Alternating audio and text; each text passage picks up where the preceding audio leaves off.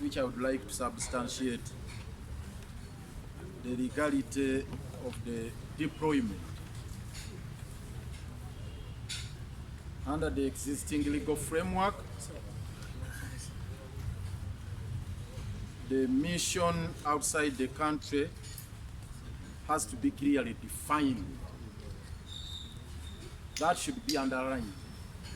The mission must be clearly defined under the law, both the domestic and the international law.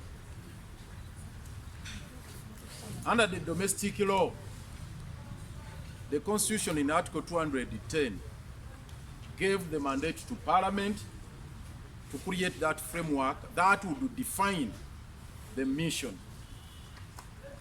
And it's on that premise that Parliament enacted the Updf Act, which provided for those two critical elements in Section 39. It has to either be a peacekeeping mission or peace enforcement mission. That's what I wanted to underline. And under the international customary law, there is also the element of hot pursuit, which largely operates in the warfare on the sea or water bodies, but to a certain extent it can be extended to other areas, to a smaller extent. But now, we want to put to task this regime, and you members of the media, you ask them, under the existing framework, the legal framework we have, what is the character of this mission? Is it a peacekeeping force? Rather, is it a peacekeeping mission?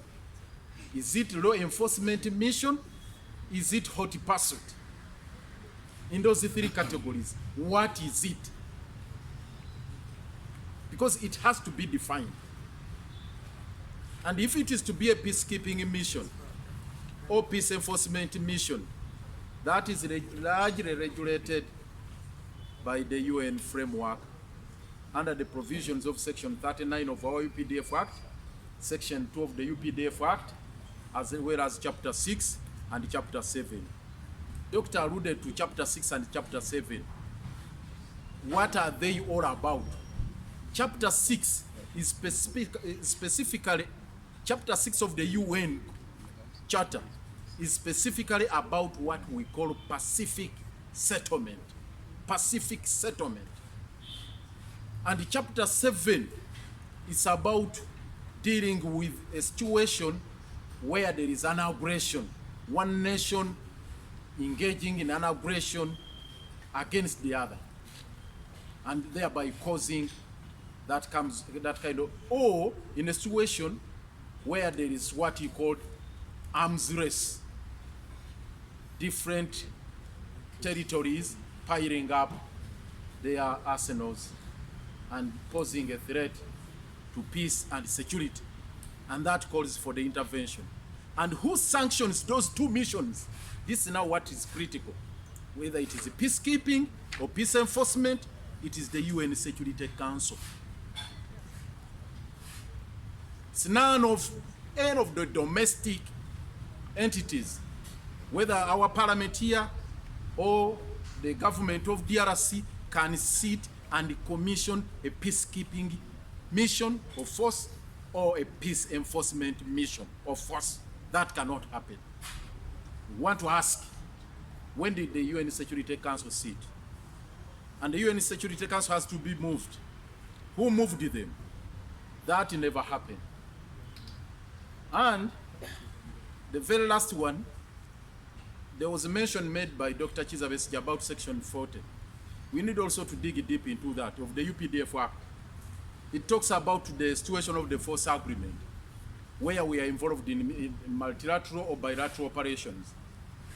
And under Article 123, because I want to make your work simple here, just go read Article 123 of the Constitution, what it says. The execution of agreements, treaties, international convention, yes, it's the mandate of cabinet. But there is a requirement under that particular provision. There are specific agreements or treaties that require ratification by Parliament. And it's against that background that the CA deemed it necessary and pertinent to enshrine the provisions within Article 23, that is Clause 2, to the effect that Parliament shall come up with a regulatory framework under the law to provide for the mechanism of ratification. And in pursuance of those particular provisions, in 1998, Parliament enacted the Ratification of Treaties Act. You look at the Ratification of the Treaties Act. It specifically provided that once an agreement of that nature is made, whether by the Minister of Defense, like it is said under Section 40 of the Updf Act, the state of that agreement in regard to deployment of forces, it must be tabled before Parliament. When did the Parliament sit and this was done? So we want to make a call to our troops in the Parliament, because I know the Speaker cannot do this. We can't waste our time to make a call to Mr. Olanya or the deputy. That would be foolhardy. But it is our troops in the Parliament. Please, let's not wait for what happened in 1965 when Daud Ocheng had to stand up and make move a motion. It was Daud Ocheng who stood up and moved a motion during the debate on that infamous Gold scandal and how it shook Parliament. We are looking forward to seeing a Daud Ocheng coming up now to bring the roof of Parliament down on this issue and ask this very, very pertinent question which touch the heart of the security of this country, our lives, because we are all threatened. These are legal matters. So the UN, which is also financing these missions and doing all this,